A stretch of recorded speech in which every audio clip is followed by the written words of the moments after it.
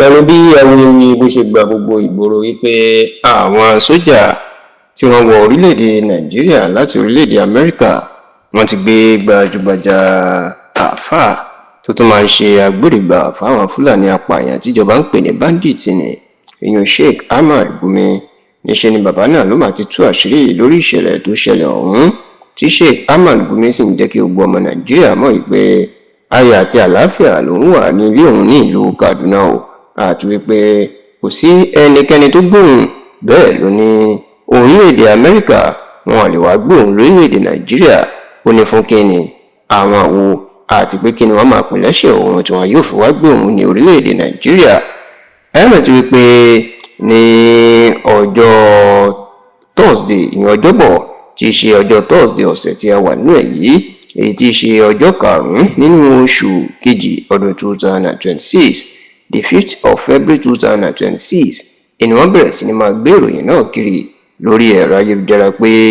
àwọn sójà láti orílẹ̀-èdè amẹ́ríkà tí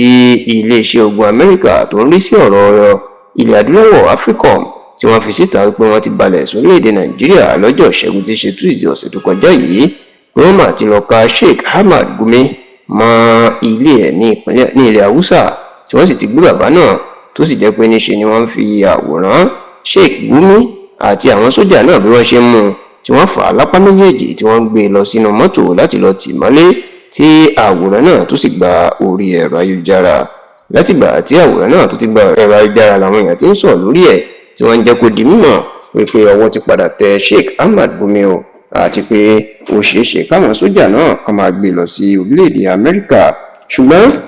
nígbà tó ń fèsì lórí eléyìí nínú ọ̀rọ̀ tó sọ lọ́jọ́ Thursday ọ̀sẹ̀ tí a wà nínú ẹ̀ yìí Sheikh Ahmad Gumi jẹ́ kó di mọ̀ pé kò sóòótọ́ nínú ìròyìn náà. olóòrùn náà ti rí àwòrán tí wọ́n ń gbé kiri èyí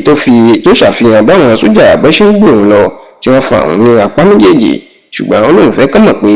ẹ̀rọ ayélujára tí wọ́n pè ní AI ìyẹn artificial intelligence lásìkò yìí òun ni wọ́n lò. ó ní gbogbo ẹni tí ó bá mọ̀ nípa ẹ̀rọ ayélujára tó sì lọ́pọlọ yóò mọ̀ pé kì í ṣe òun lòun wà nínú fọ́tò náà. Sheikh Ahmad Gumi wá béèrè wípé kí ni ẹ̀ṣẹ̀ òun tí amẹ́ríkà tí wọ́n fi wá gbé òun tàbí kí ni òun ṣe. bẹ́ẹ̀ ló tún jẹ́ kó di mọ̀ wípé amẹ́ríkà ò ní wá wọn àsì tó bẹ́ẹ̀ láti wá gbé òun lórílẹ̀‐èdè nàìjíríà tó jẹ́ orílẹ̀‐èdè bàbá òun. ẹ̀rọ ti wípé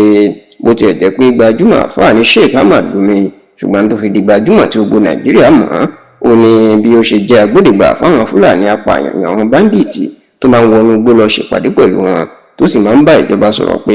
kì í ṣe kí wọ́n máa pa wọ́n nínú ọ̀nà àbáyọ bí kì í ṣe kí wọ́n bá wọn jókòó ṣèpàdé láti dúnàdúrà lórí nǹkan tí wọ́n fẹ́ tí àlàáfíà yóò fi jọba.